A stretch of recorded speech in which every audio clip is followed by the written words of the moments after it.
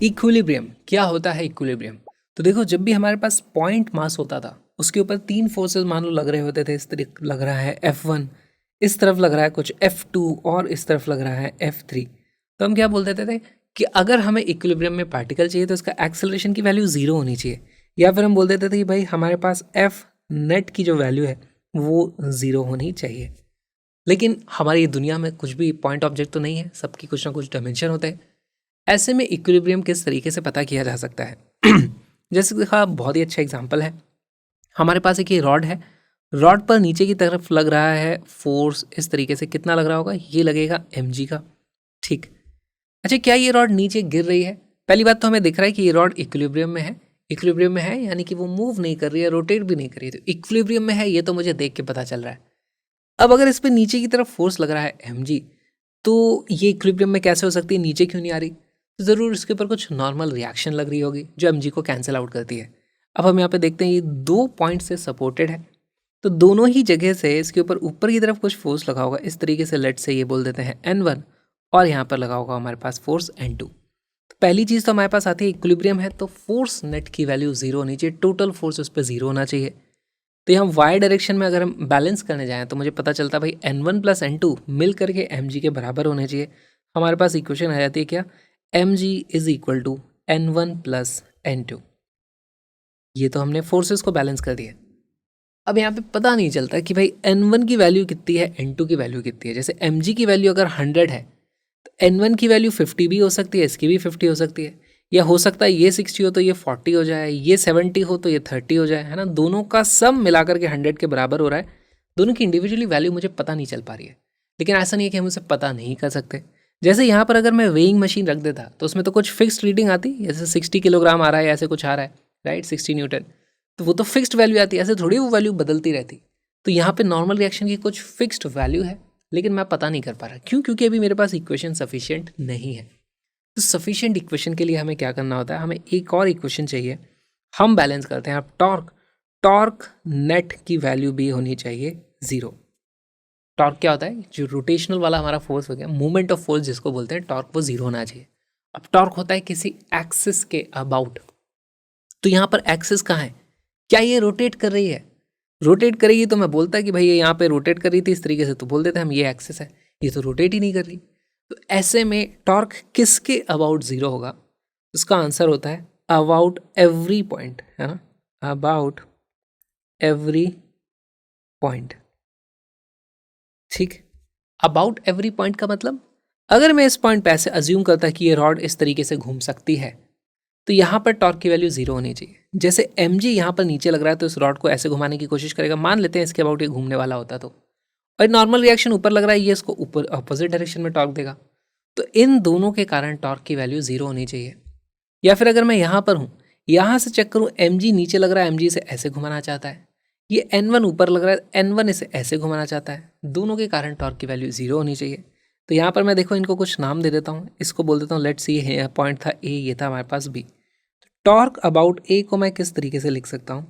अगर मेरे पास ये वाला डिस्टेंस है इस तरीके से x, और जो टोटल डिस्टेंस था मान लो उसकी वैल्यू दी हुई है l, टॉर्क अबाउट ए को हम कैसे लिखेंगे? लेट से यहाँ से ये mg जब नीचे लगता है, ये इस तरीके से जब घुमाता है, यानी कि क्लॉकवाइज सेंस में जब घुमाया जाता है, उसको मैं पॉजिटिव बोल देता हूँ।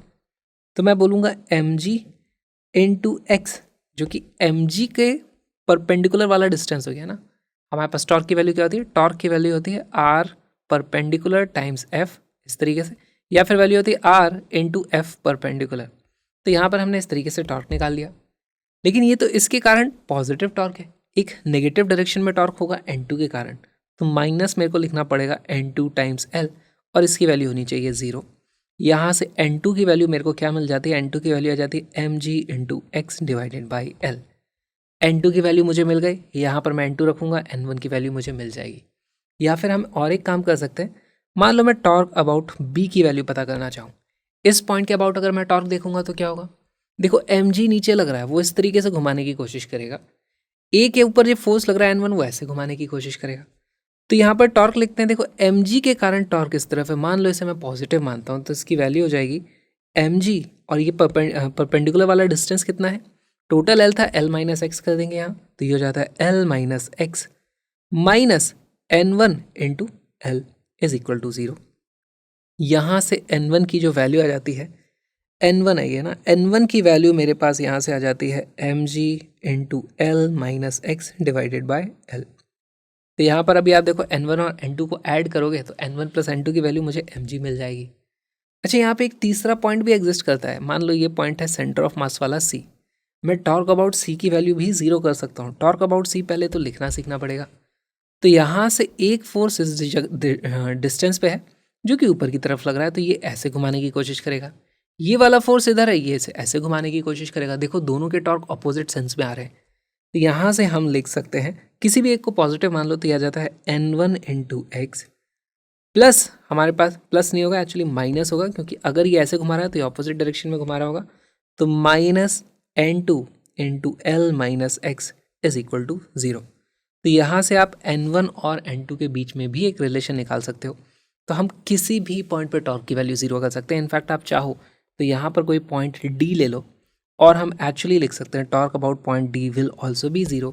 अब D के अबाउट जो टॉर्क होगा वो ये ऊपर का, ये नीचे का, ये ऊपर का, ये सारे के सारे टॉर्क होंगे। कैलकुलेट करना ज़बरदस्ती मुश्किल हो जाएगा, पर एक्चुअली आप किसी भी पॉइंट के अबाउट टॉर्क की वैल्यू 0 कर सकते हो। इस तरीके से हमारे पास इक्विलिब्रियम की कंडीशन आ जाती है। F net has to be 0, torque net has to be 0।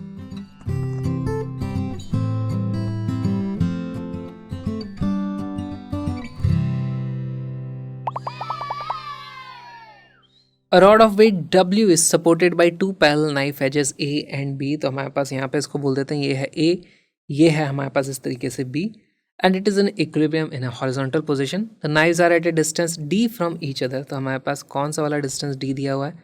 हमें दे दिया गया है कि भाई ये वाला डिस्टेंस है D, इस तरीके से ये वाला distance. All right, the knives are at distance D। The center of mass of the rod is at distance x from A। A से x डिस्टेंस पर यहाँ से हम इस तरीके से बना देंगे भाई, यहाँ से x डिस्टेंस पर हमारे पास सेंटर ऑफ मास था, इस जगह सेंटर ऑफ मास है। आपको बताना है द नॉर्मल रिएक्शन ऑन ए। इस पॉइंट पर नॉर्मल रिएक्शन की वैल्यू क्या है? बहुत ही अच्छा सवाल है। वीडियो को पॉज करो, क्वेश्चन को सॉल्व करो।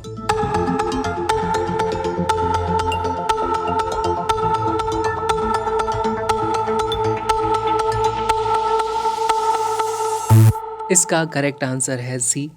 देखो हमारे पास जहाँ पर सेंटर ऑफ मास होता है वहाँ पर नीचे की तरफ फोर्स लगता है इस तरीके से mg, और mg की जो वैल्यू दी हुई है वो वेट की टर्म्स में बोल दिया है w, तो उसकी वैल्यू w है।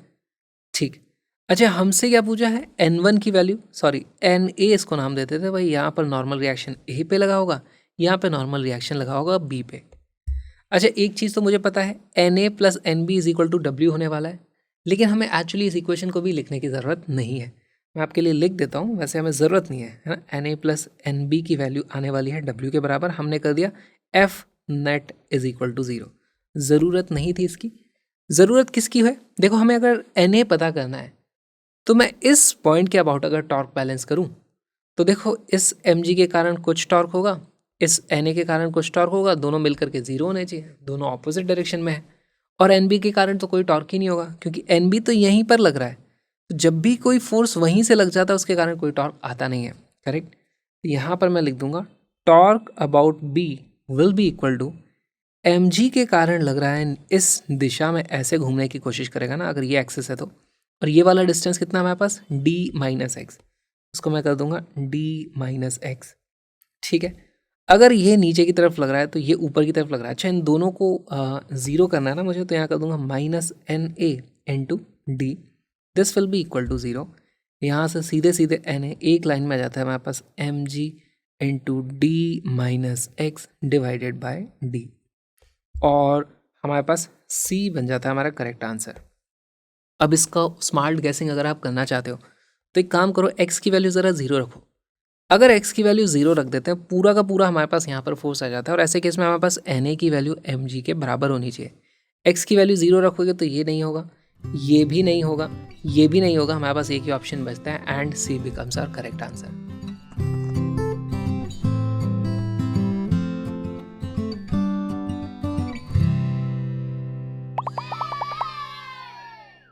A uniform ladder of length L rest against the frictionless wall। तो यहाँ पे हमारे पास कोई भी फ्रिक्शन नहीं है। The floor is rough and the coefficient of static friction between the floor and ladder is mu। When the ladder is positioned at an angle theta as shown in the figure, it is just about to slip. What is theta? It is just about to slip. इसका मतलब क्या है? इसका मतलब अगर मैं इसका theta की वैल्यू थोड़ी भी ऐसे कर देता तो फ्रिक्शन अब यहाँ से सफिशिएंट नहीं लगता और ये यहाँ से इस तरीके से स्लिप करने लग जाती, फिर ये ऐसे करके गिर जाती है। हमने देखा भी है रियल लाइफ में ऐसी चीज़ें गिरती हैं। और इनफैक्ट अगर मैं थीटा की वैल्यू थोड़ी बढ़ा देता है, इस रॉड को ऐसे रखता, तो थोड़ा इनफैक्ट और स्टेबल हो जाती है। आपने देखा होगा रियल लाइफ में हम इसको एक्सपीरियंस करते हैं। अगर कोई चीज़ ऐसे रखी है तो वो फिसल के नीचे गिर जाती है, लेकिन उसी को आप ऐसे रख दो तो शायद वो थोड़ी देर खड़ी रह जाएगी, क्योंकि यहाँ पे फ्रिक्शन सफिशिएंट हो जाता है। तो हमें बोला है कि लिमिटिंग केस है ना, it's just about to slip. इसका मतलब फ्रिक्शन ने पूरा जोर लगा दिया बचने का भाई। फ्रिक्शन जितना लग सकता था उतना लग जाएगा। अब यहाँ पे पहले तो हमें समझने होंगे कि हमारे पास फोर्सेस किस तरीके से लगते हैं। देखो इसका कुछ मास है इसके ऊपर नीचे की तरफ, तो डेफिनेटली एक फोर्स लगा होगा इस तरीके से mg के बराबर। ओके, हमारे पास फ्रिक्शन का फोर्स भी लगेगा, हमारे पास नॉर्मल रिएक्शंस भी लगेंगे। अच्छा एक बात बताओ, यहाँ पर नॉर्मल रिएक्शन का डायरेक्शन क्या हो सकता है? सिर्फ इस तरफ। तो लेट से इसको मैं बोल देता हूँ ये है मेरे पास कुछ नॉर्मल रिएक्शन। सिमिलरली यहाँ पर से भी हमारे पास कुछ नॉर्मल रिएक्शन आएगी, वो सिर्फ इस दिशा में लग सकते हैं। और क्योंकि यहाँ पे कोई फ्रिक्शन का फोर्स नहीं है तो यहाँ ऊपर नीचे फोर्स लग ही नहीं सकता। यहाँ पे सिर्फ इस दिशा में हमारे पास फोर्स लग सकता है, और इसको मैंने बोल दिया लेट से n। अच्छा n1 बोल देते हैं, इसको हम बोल देते हैं n2।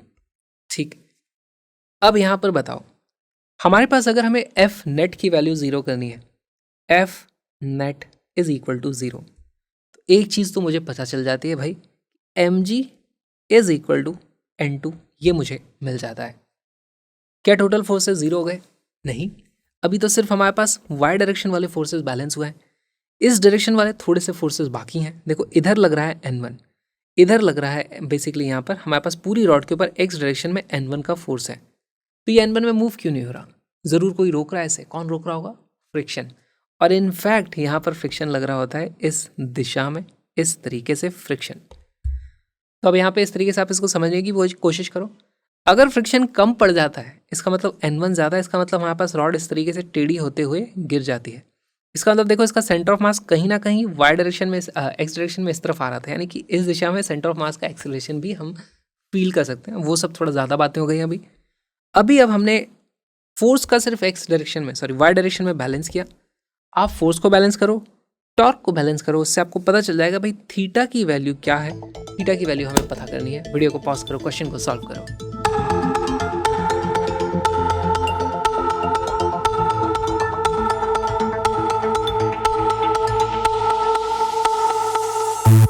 इसका करेक्ट आंसर है सी। सॉल्व करते हैं।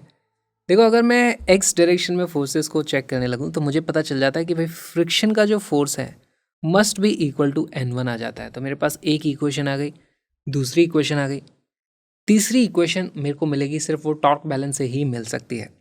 ठीक है, तो वैसे यहाँ पे हम एक इक्वेशन और लगा सकते हैं, क्योंकि हमारे पास फ्रिक्शन की एक लिमिटिंग वैल्यू होती है। मैं लिख सकता हूँ friction must be less than और इक्वल टू हमारे पास म्यू टाइम्स n2, है ना, क्योंकि फ्रिक्शन उससे बड़ा हो ही नहीं सकता। तो यहाँ पर n1 की वैल्यू ज़्यादा ना बढ़ने पाए, है ना। अगर इसको आप टेढ़ा कर दोगे तो एक्चुअली n1 की वैल्यू बढ़ जाती है और फिर ये 10 सरक जाता है। ठीक है, तो अब एक काम करते हैं, टॉर्क बैलेंस करते हैं। टॉर्क किस पॉइंट के अबाउट बैलेंस करें? किसी भी पॉइंट के अबाउट टॉर्क बैलेंस कर सकते हैं। तो यहाँ पे टॉर्क नेट की वैल्यू 0 होनी ही पड़ेगी। ओके, किस पॉइंट के अबाउट टॉर्क बैलेंस कर लिया जाए? हम एक काम करते हैं, ये जो फ्रिक्शन है इसी पॉइंट के अबाउट टॉर्क बैलेंस कर लेते हैं, क्योंकि फ्रिक्शन का भी मुझे मैग्नीट्यूड पता नहीं है। इस पॉइंट के अबाउट मैं टॉर्क बैलेंस करूंगा तो हमारे पास mg देखो इस तरफ घुमाने की कोशिश कर रहा है, फ्रिक्शन और n2 दोनों उसी पॉइंट से पास हो रहे हैं, तो उनके कारण टॉर्क 0 हो जाएगा। n1 है जो ऑपोजिट डायरेक्शन में घुमाने की कोशिश कर रहा है, तो यहाँ से हमारे पास आ जाता है। देखो mg के कारण जो टॉर्क होगा कैसे पता करूंगा मैं? mg into perpendicular distance, n1 के कारण जो फोर्स है मल्टीप्लाइड बाय परपेंडिकुलर डिस्टेंस। तो ये अगर मेरे पास l थी तो ये वाली लेंथ कितनी आ जाती है? l/2 का कॉस थीटा, है ना। ये टोटल l/2 हो जाती है, ये उसका थीटा एंगल है तो l/2 कॉस थीटा हो जाता है।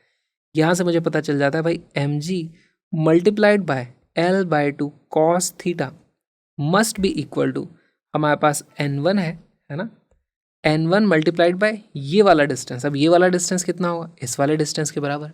और ये वाला डिस्टेंस कितना हो जाएगा भाई? ये है हमारे पास l के सामने है ये, तो l साइन थीटा, है ना, n1 into l sine theta. यहाँ से हमारे पास l से l इस तरीके से कट जाता है। हमारे पास N1 की जो वैल्यू आ जाती है, N1 की वैल्यू आ जाती है mg अपॉन 2 tan थीटा। ठीक, अच्छा N1 की हमारे पास जो वैल्यू आ चुकी है वो फ्रिक्शन के फोर्स के बराबर है, तो इसी को मैं लिख देता हूँ भाई, this is equal to friction.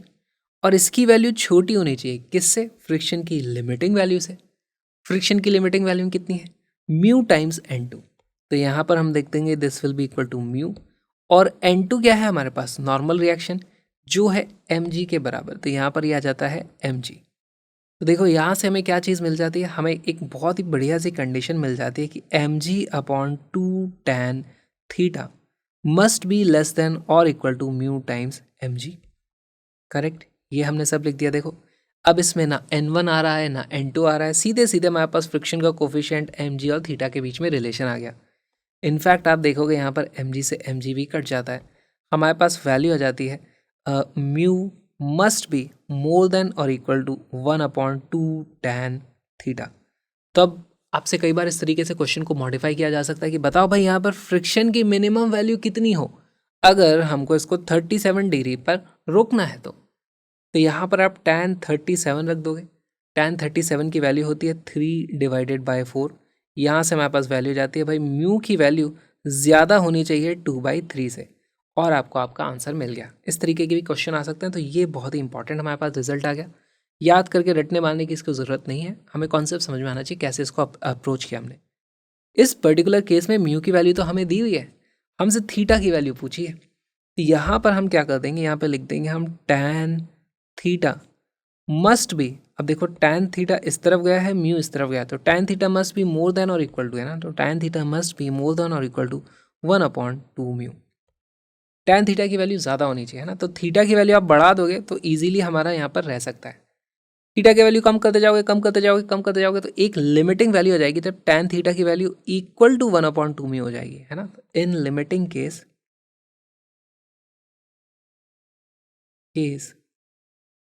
tan theta की वैल्यू आ जाती है 1/2 म्यू, और वही हमारा इस पर्टिकुलर क्वेश्चन का आंसर है। तो एक बहुत ही अच्छा सवाल हो गया जहाँ पे हमने इक्विलिब्रियम समझ लिया।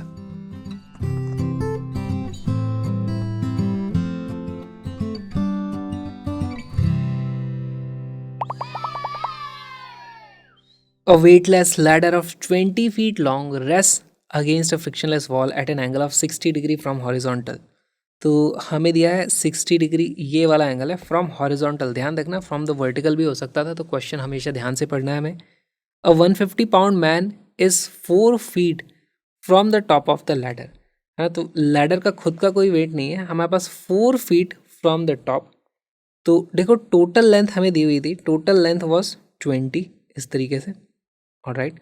और यहाँ से इस जगह पे हमारे पास जो कि 4 फीट है, ये वाला दिस इज 4, यहाँ पर हमारे पास एक मैन है जो कि है 150 पाउंड का, तो यहाँ पर उसके नीचे mg इस तरीके से लग रहा होगा, ऑलराइट।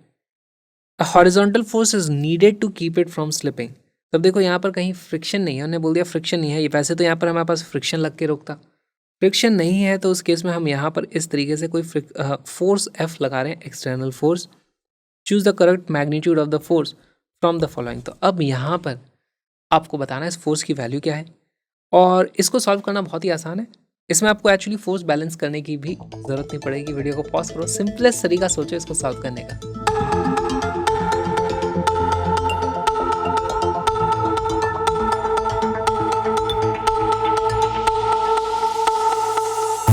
इसका करेक्ट आंसर है डी। सॉल्व करते हैं कैसे, तो देखो यहाँ पर हमारे पास फिर से कुछ नॉर्मल रिएक्शन लगेगी। लेट से इधर लगा है हमारे पास नॉर्मल रिएक्शन N1, इस दिशा में हमारे पास लगा है नॉर्मल रिएक्शन N2।